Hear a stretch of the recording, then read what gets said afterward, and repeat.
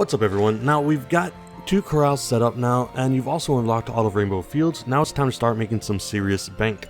In this post I'll show you the fastest way to make lots of money early in the game for Slime Rancher 2, but before getting started you should already have 2 corrals set up. One with everything possible added, and one with everything except for the solar shields.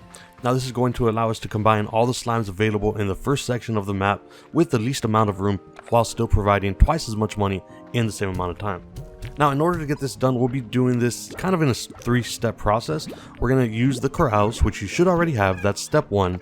Step 2 is creating largos, and step 3 is finding favorite foods. Now as I've already mentioned, you should have your 2 corrals set up, so if you haven't done that yet, go back to our previous videos and check out how you can set those up. So the next step is step 2, and that's the Largo Slimes. Largo Slimes are created by having a slime of one species eat the plort of a different species. Now keep in mind, once you have created your Largo Slimes, never allow them to eat any other kind of plort, or they will turn into tar slimes, and you definitely do not want that. Now the first kind of Largo that we're going to create is a Cotton Pink Largo Slime. Now you can do this by either feeding a Cotton Plort to a pink slime, or by feeding a Pink Plort to a cotton slime. And of course you can find both the cotton slimes and the pink slimes in the first section of Rainbow Fields. So go ahead and collect a few of these and place them into the corral that does not have a solar shield. I usually try to keep between 8 and 10 Largo Slimes in each corral, so it's really up to you how much you want to put in there. Now the next thing that we're going to be creating is a Phosphor Tabby Slime. These are made by either feeding a Tabby Plort to a Phosphor Slime, or by feeding a Phosphor Plort to a Tabby Slime. The Tabby Slimes can be found on the second half of Rainbow Fields, and the Phosphor Slimes will only be found at night since they are nocturnal slimes. So be 100% sure to place these Phosphor Tabby Largo Slimes in the corral that has the solar shield equipped with it. If you don't, once the sun comes up, your slimes will die, and of course it'll all be your fault.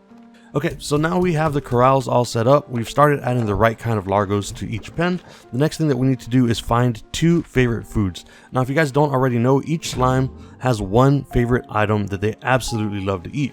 If you feed a specific item to a certain type of slime, it will produce twice as many plorts. And because we only have Largo Slimes in our corral, we only need to find 2 food items. The first food that we're going to be going after is called Q berries. This can be found once again heading out of the conservatory in a straight line until you see the happy slime stone.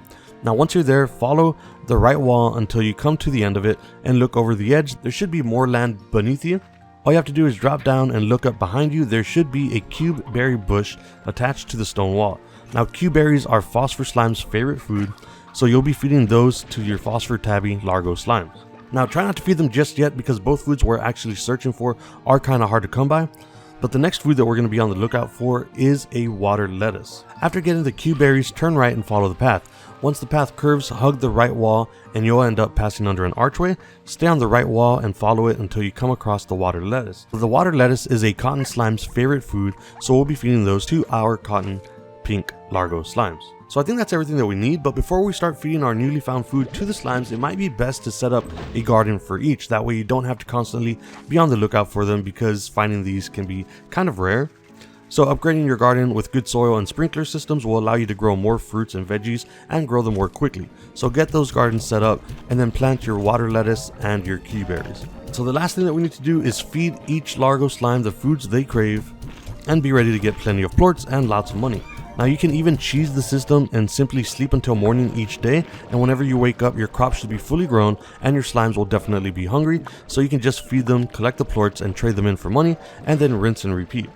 Now, this is a good way to get your refinery stocked up as well, so if you want to start working on new upgrades, you can definitely start doing that. And of course, if you guys want some more Slime Rancher 2 tips, make sure you check out our next video right here.